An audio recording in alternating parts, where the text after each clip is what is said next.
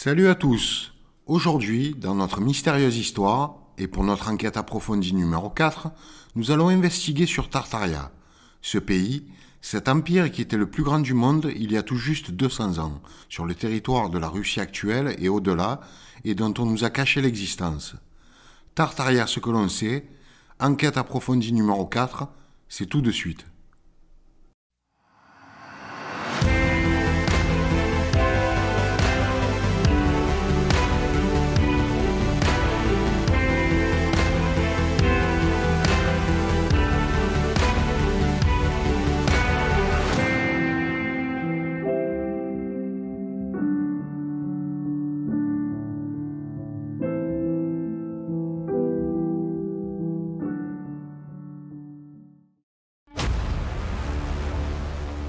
On attaque avec la définition de Tartarie, de l'Encyclopædia Britannica, volume 3, Édimbourg, 1771. La Tartarie, vaste pays du nord de l'Asie, délimité par la Sibérie au nord et à l'ouest. C'est ce qu'on appelle la Grande Tartarie. Les Tartares qui se trouvent au sud de la Moscovie et de la Sibérie sont ceux d'Astrakhan, de Circassia et du Daghestan. Situés au nord de la mer Caspienne, les Tatars de Kalmuk, qui se trouvent entre la Sibérie et la mer Caspienne, les Tartares et les Mogouls d'Ouzbek, qui se trouvent au nord de la Perse et de l'Inde, et enfin ceux du Tibet, qui se trouvent au nord-ouest de la Chine. Comparons ça avec la définition de Wikipédia. Tartaraire, latin Tartaria, ou Grande Tartarie, latin Tartaria Magna, était un nom utilisé du Moyen-Âge jusqu'au XXe siècle pour désigner la grande étendue de l'Asie septentrionale et centrale, s'étendant de la mer Caspienne et des montagnes de l'Oural à l'océan Pacifique, colonisée principalement par les peuples turco-mongols après l'invasion mongole et les migrations turques ultérieures. Comme par hasard, pour Wikipédia, ce n'était pas un pays ni un empire. La Tartarie était un pays. Et pour ajouter un peu de crédibilité ou pour en enlever à l'histoire, je vais vous traduire ce document précieux de la CIA de 1957 et déclassifié en 1998. J'ai vérifié la source. Ou prenons la question de l'histoire, qui, avec la religion, la langue et la littérature, constitue le noyau du patrimoine culturel d'un peuple. Là encore, les communistes sont intervenus de manière éhontée. Par exemple, le 9 août 1944, le comité central du Parti communiste, siégeant à Moscou, publia une directive ordonnant au comité provincial tartare du parti de liquider les graves lacunes et erreurs d'un caractère nationaliste traitant de l'histoire des Tartares. En d'autres termes, l'histoire tartare devait être réécrite, soyons francs, devait être falsifiée, afin d'éliminer les références aux agressions de la Grande Russie et de cacher les faits du cours réel des relations tartares-russes. Et ce n'était pas un cas isolé. Dans toutes les régions musulmanes de l'URSS, des historiens, sur ordre du Parti communiste, ont réécrit l'histoire pour déformer les faits, afin que les Russes apparaissent toujours sous un bon jour. Inutile de dire que les histoires qui présentent les faits de manière véridique ont été retirées et détruites, de sorte que les générations actuelles et futures de musulmans se voient à jamais refuser la possibilité d'apprendre les faits réels du passé de leur nation.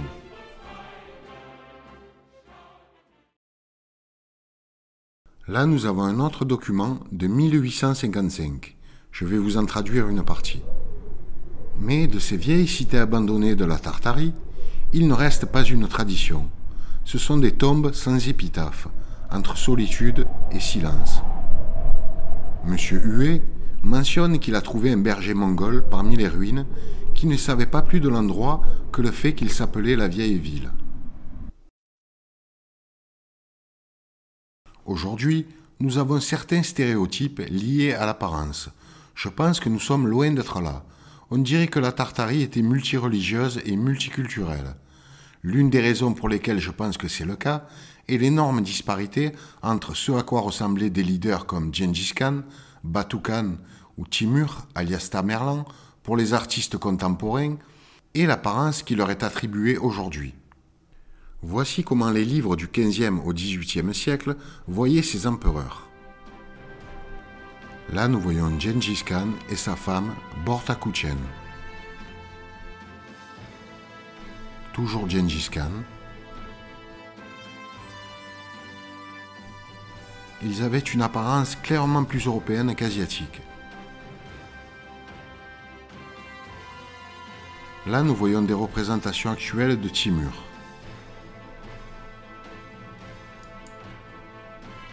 Contre sa représentation dans les livres du XVe au XVIIIe siècle.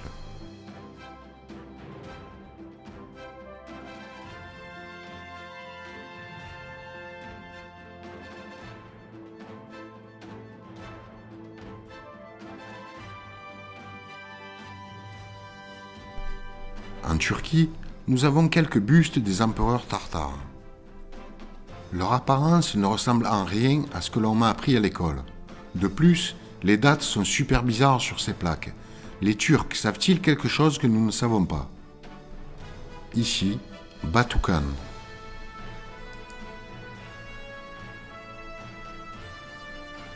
Bumin Kagan.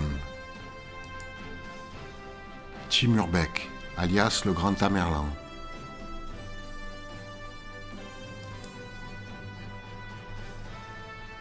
Ertuğrul Gazi. Babursa. Attila.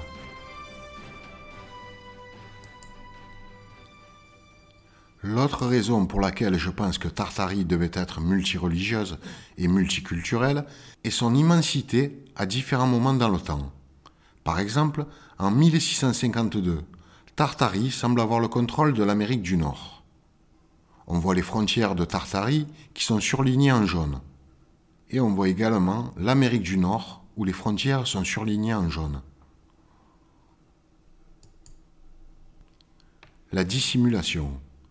L'histoire officielle cache une puissance mondiale majeure qui existait jusqu'au XIXe siècle. La Tartarie était un pays avec son propre drapeau, son propre gouvernement et sa propre place sur la carte. Son territoire était immense, mais en quelque sorte discrètement incorporé à la Russie et à d'autres pays. Ce pays, vous pouvez le trouver sur les cartes antérieures à la seconde moitié du XIXe siècle. Là, nous avons un graphique Ngram par Google Books qui nous montre comment Tartarie a été discrètement rangée après 1850. Pourtant, au XVIIIe siècle, la Tartarie moscovite était le plus grand pays du monde. 3 050 000 miles carrés. Ici, nous avons deux documents tirés de vieux livres qui nous parlent de la conquête tartare de la Chine.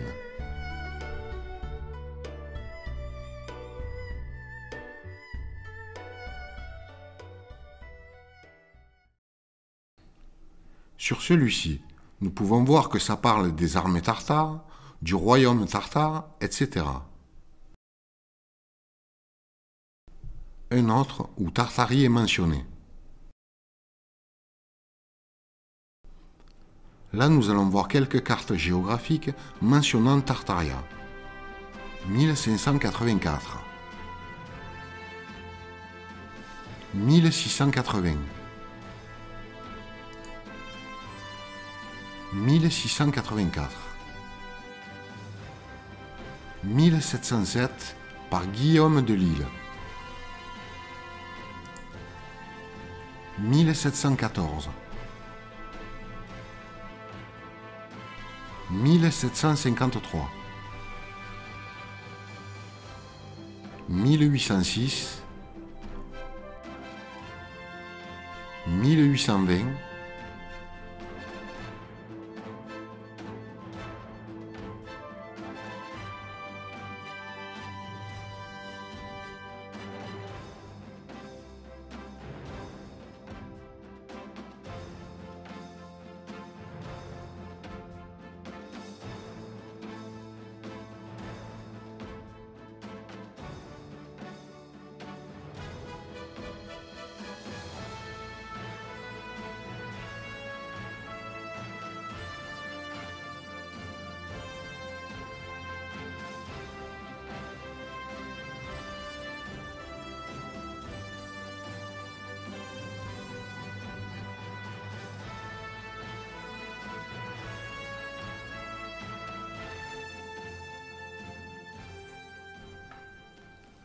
La Tartarie avait sa propre langue, son drapeau, son blason, son propre empereur et bien sûr son propre peuple.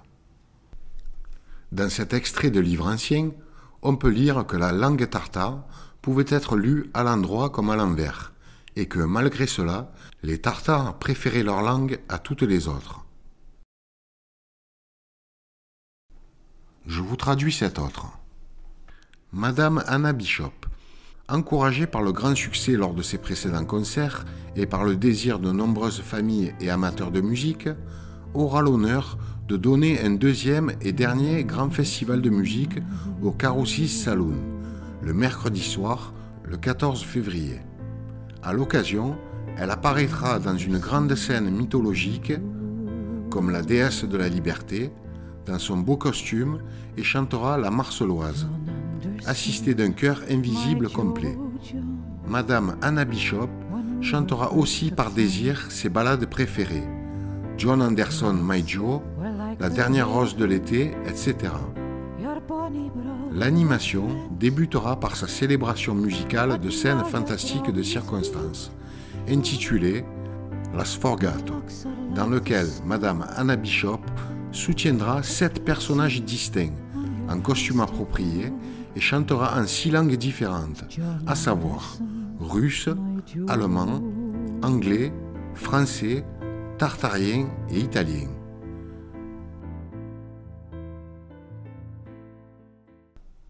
Là, c'est l'arbre généalogique des anciens empereurs tartares descendus de Gengis Khan. Nous voyons différentes branches partant de Gengis Khan. La deuxième possédait le Turkestan. La troisième possédait la Grande Horde, cavalerie armée redoutable, le pays des Moghols et la Chine. La quatrième possédait la Perse et les Indes. Puis, une carte montrant l'Empire tartare. Nous passons aux gens de la Tartarie, le peuple.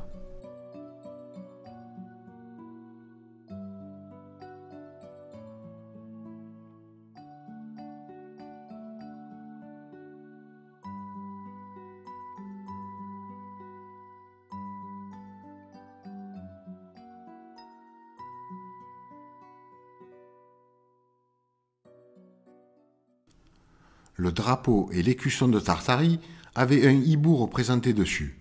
Le drapeau de l'empereur contenait un griffon sur fond jaune. Il y avait plusieurs publications énumérant le pays de la Tartarie et son drapeau écusson. Certaines de ces publications parurent aussi tard qu'en 1865. Nous pouvons voir ici que le drapeau de la Chine, qui était une colonie tartare, était pratiquement le même que celui de la Tartarie, avec un griffon sur fond jaune.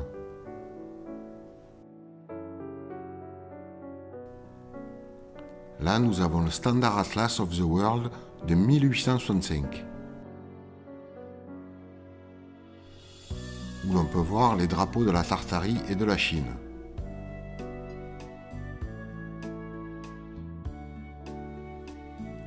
Ici aussi, vers le bas, nous pouvons voir les drapeaux tartares, l'un avec le griffon, l'autre avec le hibou.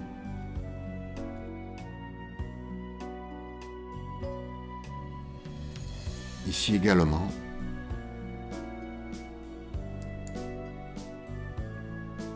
Ici aussi.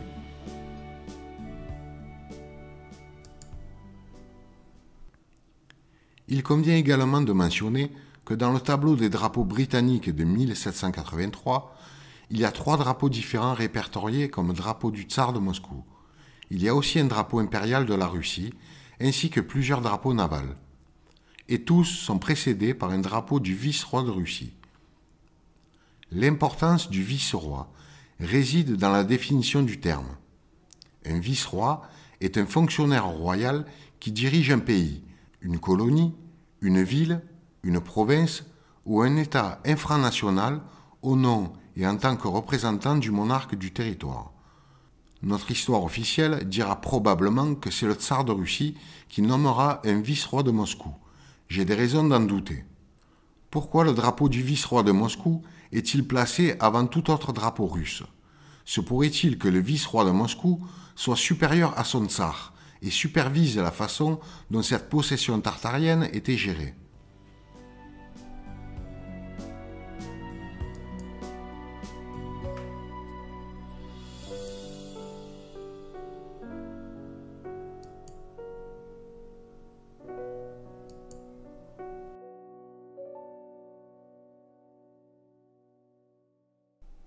Dans un livre hollandais de 1670, on peut y lire que les Hollandais ont envoyé un émissaire à Conchi, le nouvel empereur de la Tartarie orientale et de la Chine, pour obtenir ce qui suit. Que les Hollandais, avec autant de navires qu'ils le jugent nécessaire, naviguent et commercent librement à Taizing. Que les navires hollandais de Quantum, Singche, Hokfjö, Ningpo et Ankfjö soient autorisés à commercer. Que les Hollandais sont autorisés à commercer avec qui que ce soit sans être obligés de payer un supplément. Que la soie et les tissus de soie seront autorisés à être achetés et vendus par les Hollandais à tout le monde, sauf aux ennemis spécifiques de l'empereur, dont l'ambassadeur devrait informer les Hollandais, car ils veulent respecter complètement la volonté de l'empereur. Que chaque fois que les navires hollandais arrivent, ils peuvent librement négocier et partir quand ils le souhaitent. Qu'à tout moment, tous les Hollandais sont autorisés à acheter de la nourriture et des fournitures et à les transporter à leurs navires. Que les Hollandais soient toujours autorisés à louer du bétail capable, à rester et à mettre leurs marchandises en sécurité, de préférence dans une zone à l'épreuve du feu. Que les points mentionnés doivent être ratifiés avec une lettre et un sceau de l'empereur lui-même. Le livre contient 3 envoyés, car les 2 premiers n'ont jamais atteint l'empereur Conchi lui-même. Le livre comprend également une description des lieux visités, ainsi que la disposition, les animaux, le logement, la religion, etc. Sur cette carte, on peut lire: après avoir réalisé cette conquête, les Tartares et leurs descendants avaient probablement une tâche beaucoup plus difficile à accomplir. Il s'agissait de soumettre les colons européens, plus féroces et plus belliqueux, qui s'étaient retranchés et fortifiés dans le pays, après l'arrivée des Tartares, ou des Indiens comme on les appelle maintenant, dans les parties particulières où ils s'étaient installés, le long de la région de l'Atlantique.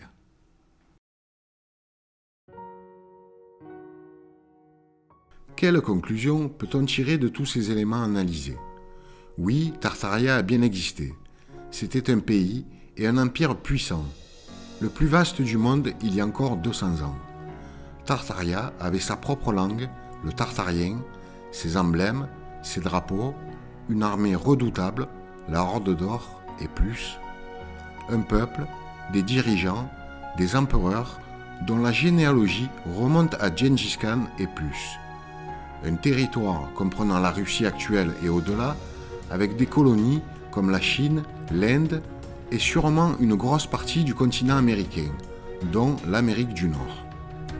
Puis, Tartaria a été effacé des livres d'histoire, comme on a pu le voir avec le document de la CIA de 1957, déclassifié en 1998.